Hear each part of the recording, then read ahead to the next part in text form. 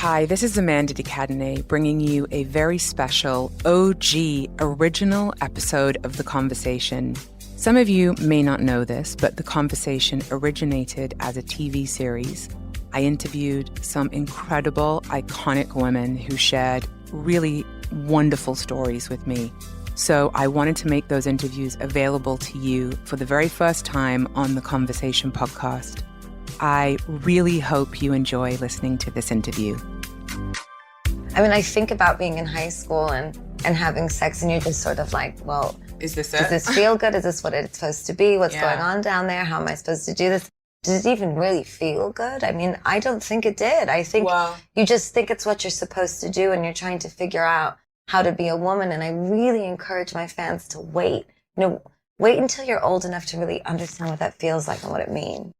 You know, it's interesting because one of the things that I feel really strongly about is the way that we approach sex ed in this country. I have 2 daughters, and I realize that the only mention of orgasm when there's a discussion about sex is as it pertains to the male and how we can get pregnant. Right. There's no mention of a female orgasm. It's just about, look, you can get pregnant from the guy. That's the only time. And I feel like there needs to be a whole dialogue about women and girls knowing their own bodies and experiencing their own bodies. I think so, but they can communicate. Again, I think when you're that young, it's like, you think about how relaxed and how comfortable with a man you have to be to really give yourself. And I just don't know if when you're 17, you really know how to do that. And I think true. It's important to be aware when you're younger of what you're doing. I think young women like myself, I'm not, analyzing myself at 16 years old when I'm dating a 26-year-old guy. No. You're just sort of having a good time. And you think, oh, the boys down the street are so awful. And this guy's a real man. He's so mature. But let's be honest, even at 26, guys aren't really even real men yet. No. So I think for me, I dated a couple older men. And then as I got older and more mature, my career became more important to me than anything. And anytime anyone got in the way or was destructive or abusive in my life, I just cut them off and focused on my music. How were you able to do that? Because a lot of people get stuck with the guy as the priority. Well, my grandmother, who was married to my grandfather for 60 years. God, amazing. Amazing. And my parents are still together 30 years. So you know it's possible. Oh, yeah. Well, divorce is like not an option for me. It's like, I'm going to get married and that's it. That's it. He's stuck with me. I've seen my mother and father stick it out. And there was a time when I was younger when I really thought they might get divorced. They were fighting all the time. And my mother was a mess. My dad was a mess. But they really stuck it out. And now, all this time later, when I'm with them, my parents are more in love now than they've ever been their whole life. And they're just so happy. And that's what I want. And I want to eventually find a man that feels the same way. Divorce not being an option, working through everything together. And even if it is the hardest thing you've ever been through, you stick it out. I read this thing that you had said that you always felt lonely. Yes.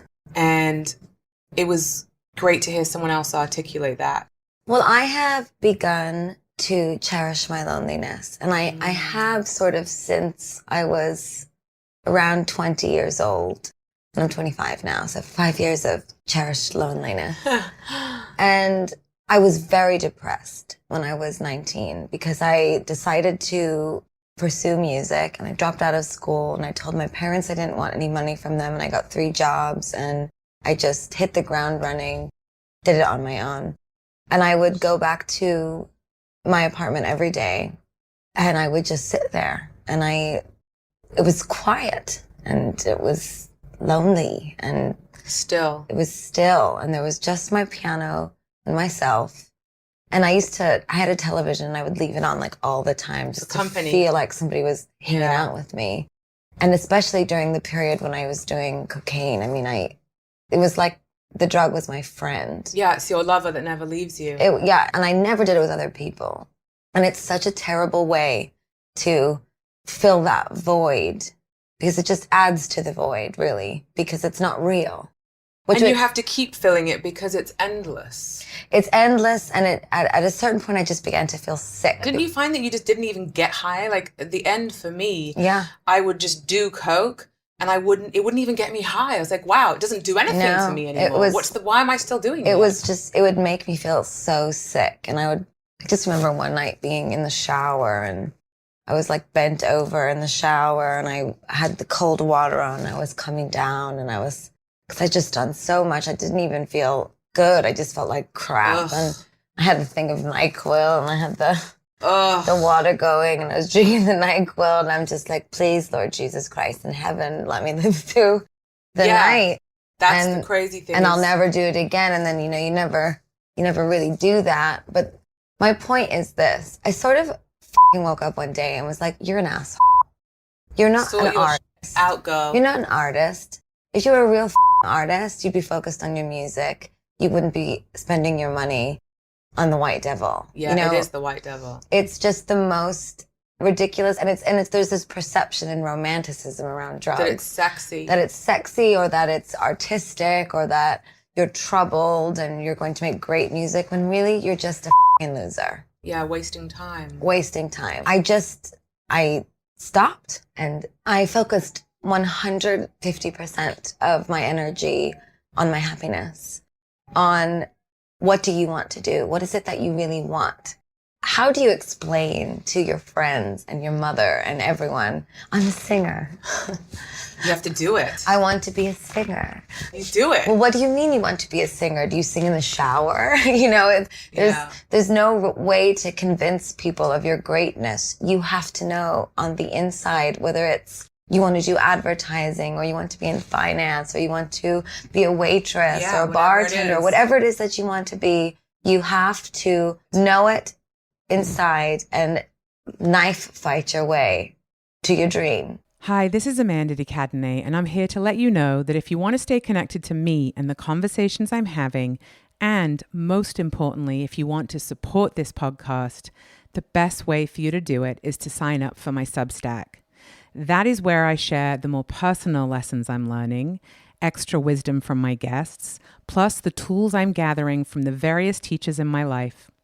The way you get access to all of this is by heading over to www.amandadecadenet.substack.com and just sign up. Put your email in. It's totally free. So head over to www.amandadecadenet.substack.com. But here's what I want to ask you. When you come from a place, at least for myself, when I was really broken from heartbreak and from loss and from abusing my body with drugs and alcohol, and it was really the bottom for me, and I thought there has to be more to life than this. It took me a long time to work out what happiness meant for me.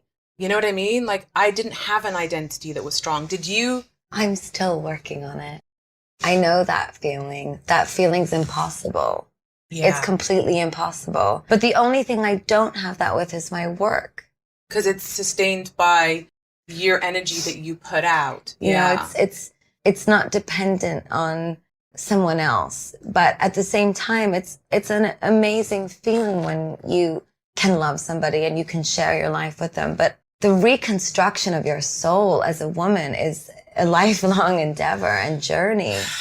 It's forever. It is. And I'm lucky that I have a wonderful mother. I'm blessed that I have beautiful friends and people around me that love me. And if you're projecting anything menacing or of an agenda or a negativity towards others, those are the things that you're going to receive back. Absolutely. But if you project love and acceptance and tolerance into the universe, you will receive that. Very much. But I really hope that women watching, if you're laying in bed next to someone that really doesn't make you feel like the goddess that you are, you need to rediscover what it is that you truly want and need.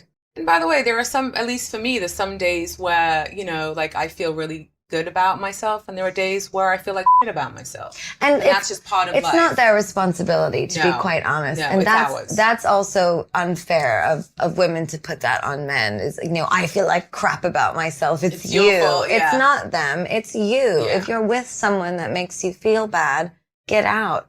you can't put that kind of pressure on someone to be the sole source of your happiness. That's your job. What is your biggest vice? I love dark liquor. Yeah, that can really you up the next day. That's a bad vice. And it's always, why did I do that to myself? Yeah. And then It's another night. Dog liquor. What is the best piece of advice you've ever been given? Always be private in public. What is your favorite sex position? Well, I think it's because I'm in charge all the time. I really like to be told what to do. I don't think it's fun to just do one position. Lastly, what would you tell your 14-year-old self? Nothing. If I had known anything, this never would have happened. It was my delusion and naivete that brought me here. I wouldn't tell myself a damn thing. Just let me be. Just look into yourself for the answers. Stop calling your girlfriends. Stop calling your mom. Stop picking up Cosmo or whatever you're looking at to, is this really working? You know if it's working or not. You either feel like a goddess or you don't. Thank you so much for listening. I really hope you enjoyed that conversation. And please remember to follow me on Instagram and Threads. We're not doing Facebook or Twitter anymore, just those two. It also really helps the podcast if you could subscribe, and even a review would be so helpful. Thank you so much.